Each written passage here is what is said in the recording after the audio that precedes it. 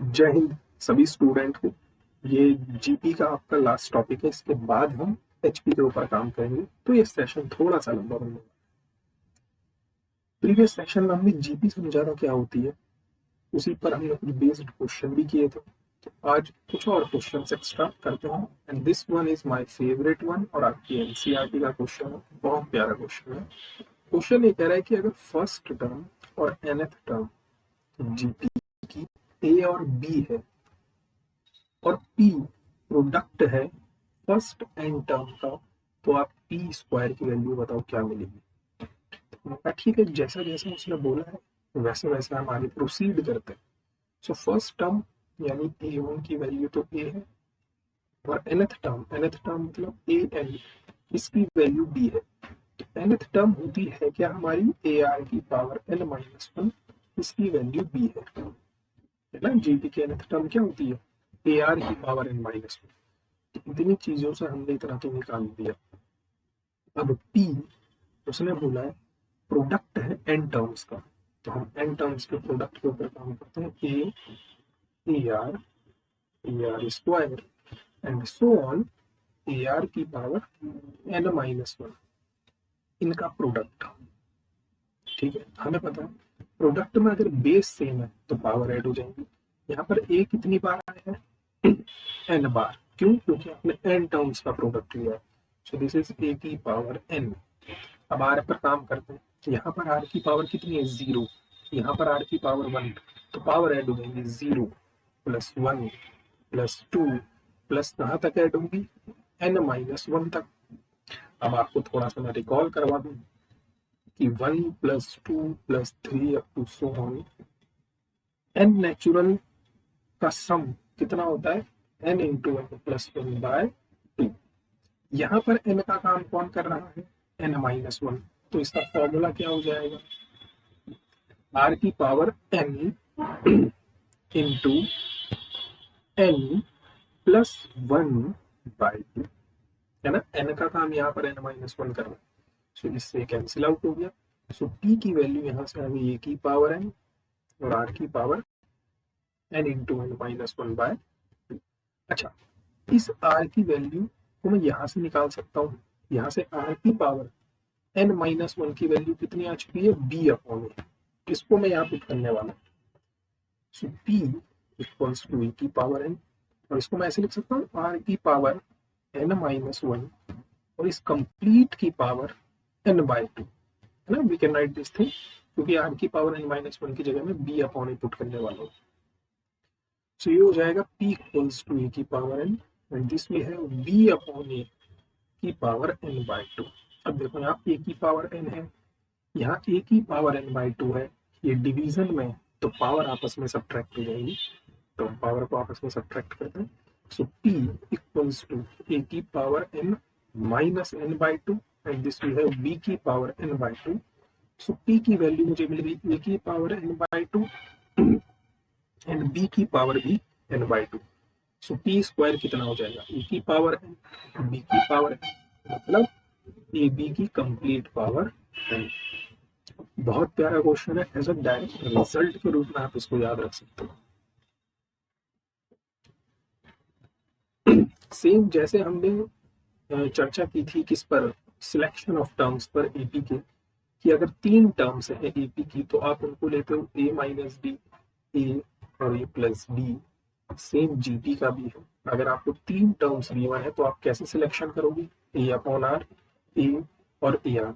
ये दोनों जनरली ज्यादा पूछता नहीं है, क्योंकि इसमें कैलकुलेशन बहुत लेंथी बन जाती है। तो 3 टर्म्स का सिलेक्शन तो आपको पता होना ही होना चाहिए कि हम कैसे टर्म्स को आपस में सिलेक्ट करेंगे। For example 3 numbers form an increasing GP, 3 numbers हैं जो जीपी बना रहे हैं। If the middle term is double, देखो सबसे पहले कोई भी 3 नंबर जीपी बना रहे हैं तो हम सिलेक्शन ऑफ टर्म्स कर लें a/r, a और ar। उसने बोला ये जीपी फॉर्म करते हैं। अब आगे की कहानी समझते हैं, है ना। आगे की कहानी क्या है, वो कह रहा है अगर मिडिल टर्म डबल हो गई, मिडिल टर्म का मतलब a/r, ये जो बीच वाली टर्म है ये डबल हो गई, 2a बन गई, तो जो ये नए नंबर्स आए हैं ये एपी में है, तो आपको कॉमन रेशो मतलब आर की वैल्यू फाइंड आउट करनी है। हमने ईपी में एक चीज पढ़ी है कि अगर कोई भी 3 नंबर हमें ईपी में मिल गए तो बीच वाले का ट्वाइस बाकी दोनों के सम के बराबर होता है। ये बहुत अच्छे से जानते हैं बात। तो ए कॉमन लेके मैं इसको कैंसिल आउट कर दूं तो मेरे पास क्या मिलेगा 4 equals to 1 upon r plus r. Now LCM लेके क्रॉस मल्टीप्लाई करवा के हमारे पास क्या चीजें मिलेंगी r square minus 4r plus 1 equal to 0। और मुझे कॉमन रेशियो चाहिए तो कॉमन रेशियो में क्वाड्रेटिक फॉर्मूला अप्लाई कर सकता हूँ r equals to minus b plus minus square root of b square minus 4ac upon 2a। So r की value आ जाएगी 4 plus minus square root of 12 upon 2 and square root of 12 को मैं क्या लिख सकता हूँ 2√3। क्यों लिखा ताकि मैं जो नीचे डिनोमिनेटर में 2 है उसको कैंसिल आउट कर सकूं। सो r की वैल्यू मुझे मिल जाएगी 2 प्लस माइनस अंडर रूट 3। अब क्वेश्चन अब r की दो वैल्यूज है मुझे कोई भी एक वैल्यू का सिलेक्शन करना है। एक r की वैल्यू तो है 2 प्लस अंडर रूट 3 और एक r की वैल्यू है 2 माइनस अंडर रूट 3। सिलेक्शन कैसे करूं ये वर्ड पढ़ो। आपको जीपी ऐसी बनानी है जो इंक्रीजिंग ऑर्डर में बढ़ते हुए में कम ना हो। ये तभी पॉसिबल हो पाएगा जब आर पॉजिटिव होगा है ना। आर अगर कम हुआ तो जीपी लगातार घटेगी, आर बढ़ेगा तो जीपी बढ़ेगी। तो मुझे ये वाले ही ऑप्शन को टिक करना पड़ेगा क्योंकि यहाँ पर 2 माइनस समथिंग है, यहाँ पर 2 प्लस समथिंग है।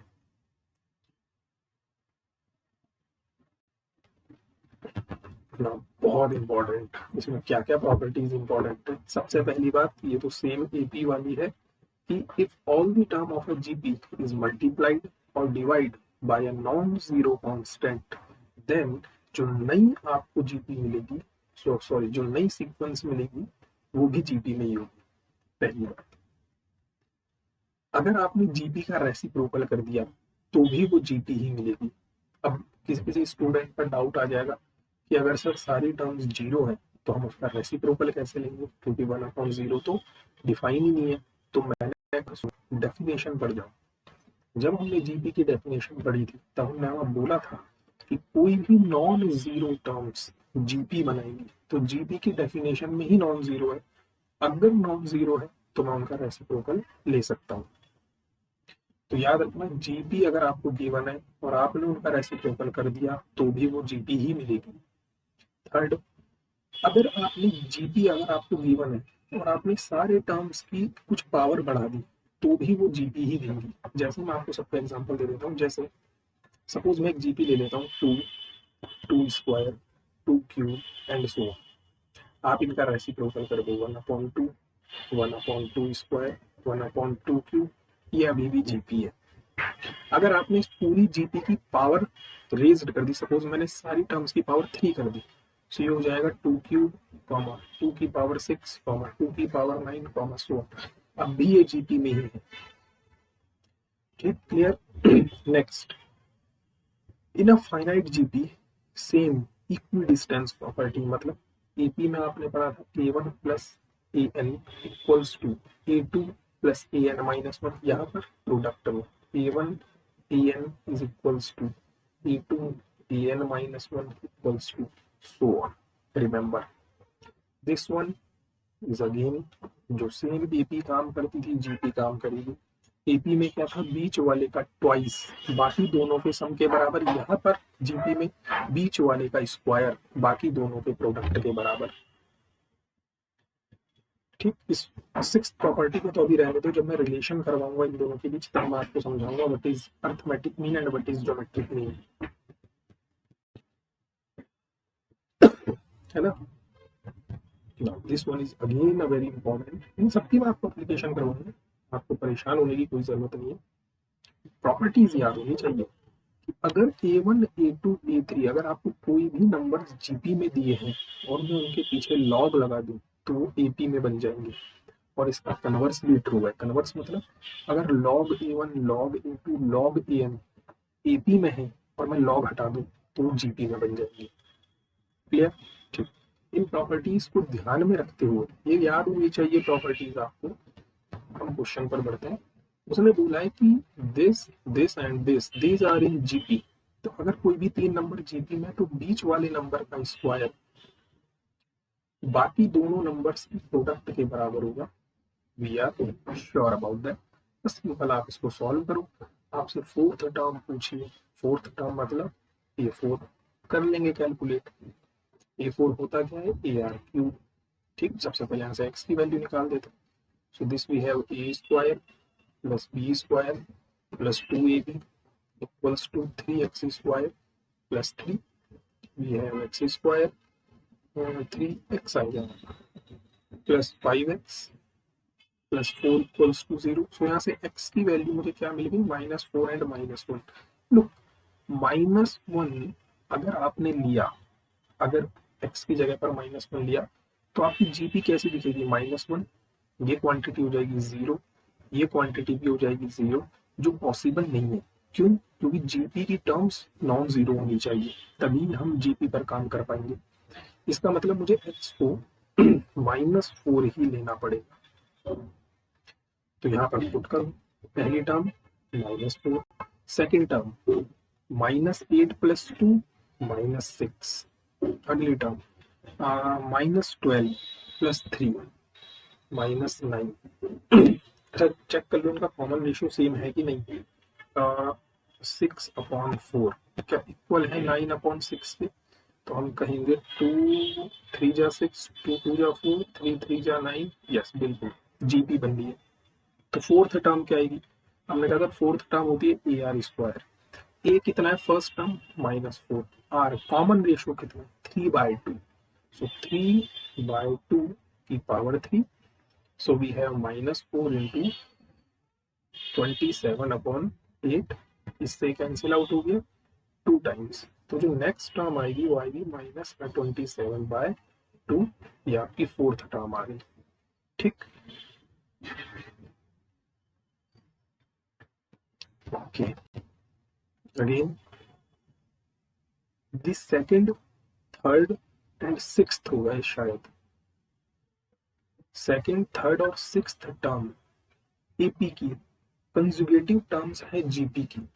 मतलब ध्यान से समझो, ये A2, A3 और A6 ये फिलहाल तो एपी में है। ये एपी की कंजुगेटिव टर्म्स का मतलब होता है एक के बाद एक आने वाली। एपी में तो ये एक के बाद एक नहीं आएगी, ये सेकंड टर्म है, थर्ड है, फिर ये सिक्स्थ टर्म हो गई। लेकिन ये जीपी की कंजुगेटिव टर्म्स है, मतलब जीपी में ये एक के बाद एक आएंगी। अगर ये जीपी में एक के बाद एक आएंगी, तो बीच वाले नंबर का स्क्वायर बाकी दोनों नंबर्स के प्रोडक्ट के बराबर होगा।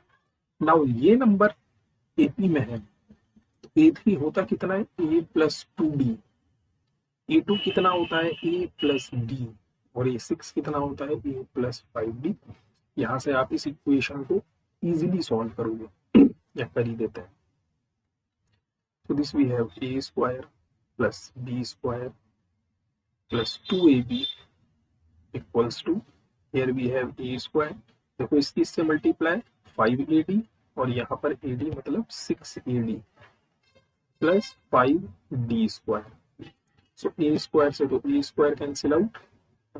हम क्या करते हैं, सारी टर्म्स को एक तरफ उठाकर ले आते हैं या फिर इसको उठाकर इधर लाओ, यहाँ से मिलेगा -d square equal to 2ad। D से एक power cancel out, so d की वैल्यू यहाँ से कितनी मिल गई, -2। ठीक, डी हमें मिल चुका है, इतना है। आपसे क्या जानना चाह रहा है, कॉमन रेशियो। कॉमन रेशियो होता है second term upon first term, या फिर third term upon second term, या फिर fourth term upon third term. अब ये तीनों टर्म आपकी किसमें है, जीपी में। रिमेंबर ये कंजुगेटिव टर्म्स हैं, एक के बाद एक आने वाली जीपी में। इसका मतलब अगर मैं A3/A2 कैलकुलेट करूंगा, तो ये ही कॉमन रेशियो मुझे देने वाला है, क्योंकि कंजुगेटिव है, लगातार आने वाली। A3 होता क्या है, AR स्क्वायर। A2 क्या होता है, AR। सो A से कैंसिल आउट, है ना। Sorry sorry sorry sorry sorry sorry, गड़बड़ गड़बड़, बहुत बड़ी गड़बड़। A3 तो A3/A2 कॉमन रेशियो है, लेकिन A3 है क्या, ए प्लस टू डी, क्योंकि ये एपी में है, और ए टू क्या है, ए प्लस डी। ये आपको आर के बराबर मिलेगा, लेकिन डी तो आपने माइनस का टू ए कैलकुलेट किया है, सो ए प्लस टू इंटू डी की जगह कितना आ जाएगा, माइनस का टू ए, और यहाँ पर a minus two a equals to common ratio, and this we have a minus four a upon minus a, so I think common ratio आ जाएगा आपका 3। आप इस क्वेश्चन को फिर से सॉल्व करना, और इस बार जो सिक्स्थ गिवन है इसकी जगह फिफ्थ करके इस क्वेश्चन को सॉल्व करना, ठीक है, आपके लिए होमवर्क रहेगा।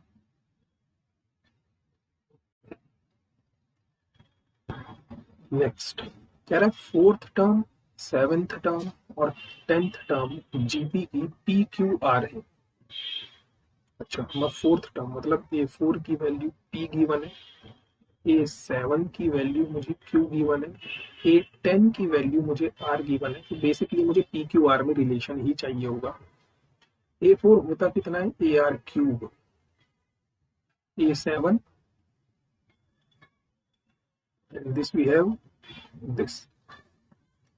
अच्छा, मैं एक चीज देख पा रहा हूँ कि अगर मैं P और R की मल्टीप्लाई करवा दूं तो मुझे A स्क्वायर R 12 मिल जाएगा, और इस चीज को मैं ऐसे भी लिख सकता हूँ AR की पावर 6 का स्क्वायर, और AR की पावर 6 की वैल्यू मुझे पता है Q है, so this we have Q square.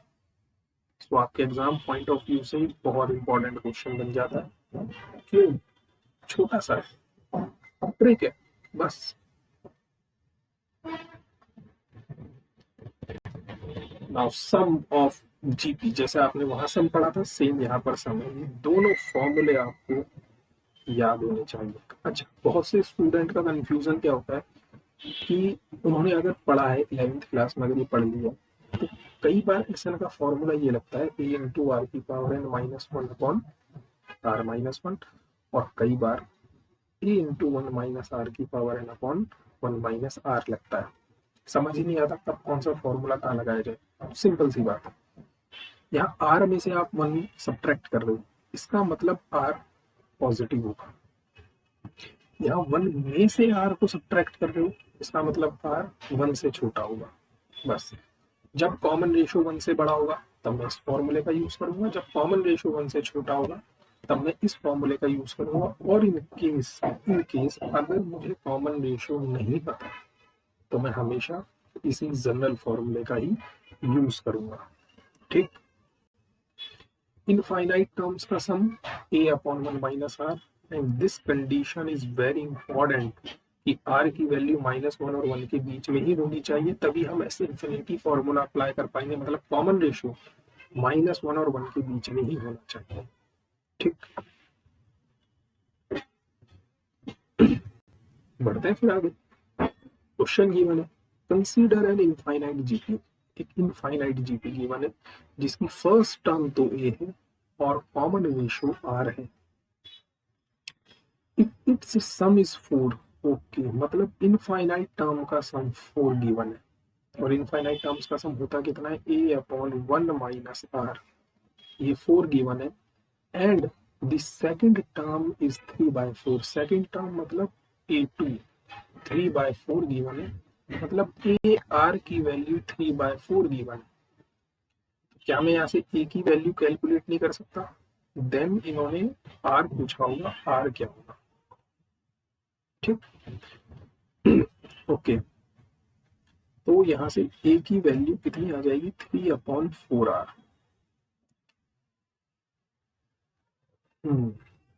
एक सेकेंड, ठीक है, ए की जगह पर ये पुट करके देखते हैं। ये क्वेश्चन थोड़ा सा इनकम्प्लीट है, लेकिन ठीक है, जितना गेम है उसकी हेल्प से हम देखते हैं हम क्या क्या चीजें कैलकुलेट कर सकते हैं। ए की जगह पर 3/4 आर पुट करते हैं। एक सेकेंड रुकना जरा, इस सेकंड टर्म का यूज करेंगे अभी, पहले इसकी क्रॉस मल्टीप्लाई करवा दें। A equals to 4 into one minus r, है ना। सो यहाँ से this we have a upon 4 minus 1 equals to r. This implies sorry minus r, this implies r equals to 1 minus a by 4 ना। मैं यहाँ से आपको जो चीज समझाना चाह रहा हूँ, क्वेश्चन जिस पर बेस्ड है ना, वो चीज इंपॉर्टेंट है। देखो सबसे पहली बात, उसने इनफाइनाइट टर्म्स का सम 4 गिवन करवाया है। मैंने एस इन्फिनिटी कैलकुलेट करा, a upon 1 minus r equals to 4। यहाँ से मैंने बेसिकली क्या क्या काम करा, मैंने आर की वैल्यू कैलकुलेट करी। क्यों करी? क्योंकि मुझे पता है कि एस इन्फिनिटी में आर जो है वो रिस्ट्रिक्टेड होता है -1 और 1 के बीच में, है ना। सो -1 इज लेस देन आर है कितना, 1 minus a upon 4 is less than 1। सो यहाँ से मैं क्या काम कर सकता हूँ, एलसीएम ले सकता हूँ। We have 4 minus a upon 4 is less than 1। पूरी इक्वेशन में 4 से multiply, so we have -4 is less than 4 minus a is less than 4। ठीक, अब पूरी इक्वेशन में इस 4 को सब्ट्रैक्ट कर देते हैं। ठीक, क्यों कर रहे हैं हम ये चीज, ताकि हम ये देखना चाहते हैं कि हमारी जो फर्स्ट टर्म है जो a है वो कहाँ पर लाई करेगी। तो 4 पूरी इक्वेशन में सब्ट्रैक्ट कर देंगे। सो -8 is less then -a is less then 0।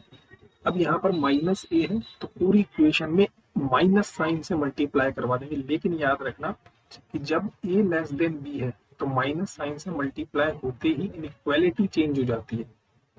तो ये हो जाएगा मेरे पास 8 is greater than a is greater than 0।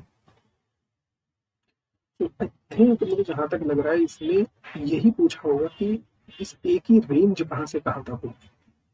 ठीक है, तो ये आप याद रखेंगे। मतलब बेसिकली ये जो क्वेश्चन था ये इस पर बेस्ड था कि आपको ये चीज पता है कि नहीं कि ऐसे इन्फिनिटी में आर जो है वो रेस्ट्रिक्टेड होता है।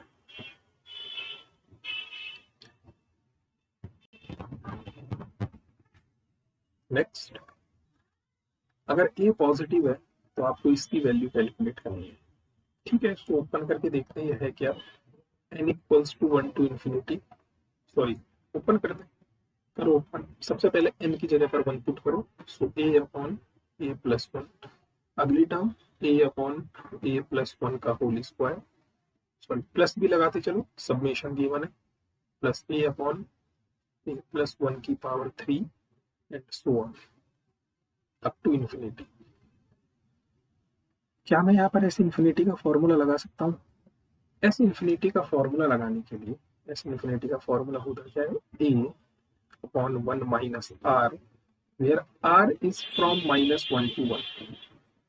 यहाँ पर a क्या है, फर्स्ट टर्म तो मेरी ये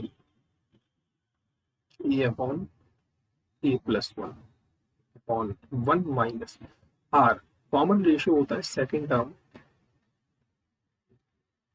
अपॉन फर्स्ट टर्म, है ना। इससे ये कैंसिल आउट हो जाएगी एक पावर। सो यहाँ से r की value a upon a plus 1 आ जाएगी। क्या ये r -1 और 1 के बीच में है? Are you sure about that? तभी हम इस फॉर्मूले को अप्लाई कर पाएंगे, वरना नहीं। तो हम कहेंगे यस, क्योंकि a पॉजिटिव है। आप कोई भी पॉजिटिव नंबर उठाओ जो आपका मन है। सपोज मैंने 2 उठा लिया, a की जगह पर 2 ले लिया, तो 2 को मैं डिवाइड करवा रहा हूँ 2 से बड़े नंबर से, 2 + 1 यानी 3 से, क्योंकि यहाँ पर +1 है। मतलब जो भी आप न्यूमिरेटर में लोगे उससे एक ज्यादा से आप डिवाइड करवा रहे हो। और हमें पता है कि अगर न्यूमिरेटर बड़ा हो, सॉरी डिनोमिनेटर बड़ा है और न्यूमिरेटर छोटा है तो क्वांटिटी हमेशा 1 से छोटी ही मिलने वाली है। आप चेक करके देख लो। इसका मतलब मैं इस फॉर्मूले को इजीली अप्लाई कर सकता हूँ। तो ये चीजें पता होनी चाहिए। सो दिस इज व्हाट, आप सिंपल सॉल्व कर लेते हैं। a upon a plus 1 upon LCM ले लेते हैं, a plus 1 minus a upon a plus 1, ये कैंसिल आउट, a से ये कैंसिल आउट। सो आंसर कितना आ जाएगा, a।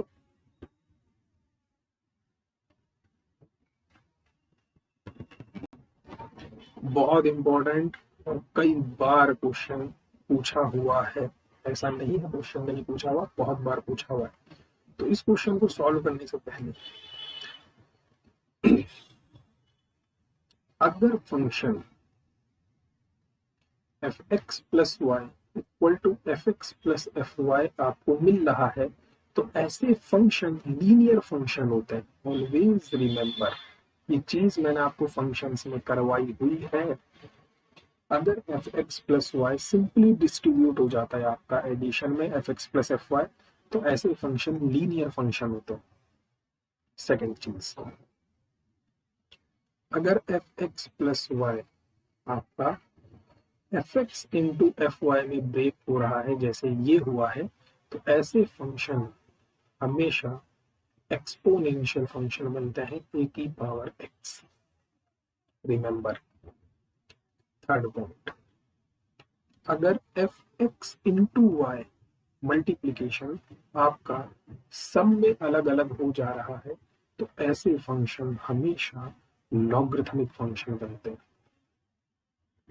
ये पॉइंट आप हमेशा याद रखोगे। अब क्वेश्चन में तो हमें ये गिवन है, क्या पता ये दे दे, ये भी दिया हुआ है, एग्जाम आप चेक करना प्रीवियस ईयर।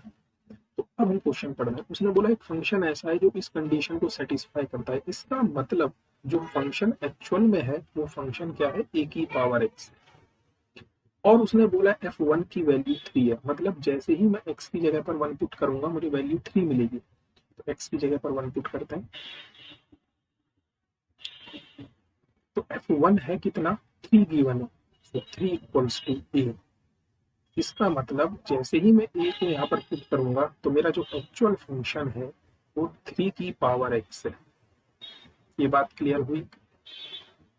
तब उसने आपसे पूछा है आपको इसकी वैल्यू कैलकुलेट करनी, हमने कहा बहुत आसान, summation x from 1 to n, F x है कितना, 3 की पावर x, इसकी वैल्यू 120 गिवन।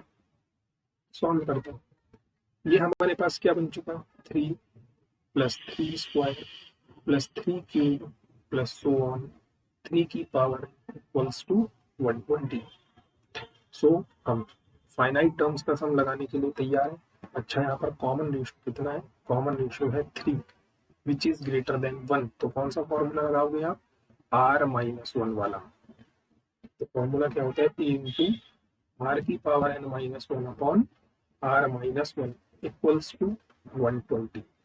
ठीक, first term is 3, common ratio is 3 की power n minus 1 upon 3 minus 1 equals to 120। So ये 3 से कितनी बार कट जाएगा, 40 टाइम्स। सो 3 की power n minus 1 equals to, ये 3 माइनस 1 2 और 2 उधर जाके हो जाएगा 80। सो 3 की पावर n इक्वल्स टू 81, और 81 को मैं क्या लिख सकता हूँ, 3 की पावर 4। सो यहाँ से n की वैल्यू कितनी आ जाएगी, 4। तो ये 3 चीज आप परमानेंट याद रखोगे। बाकी ये मैंने फंक्शन में करवाया हुआ है, आप लेक्चर्स देख सकते हो।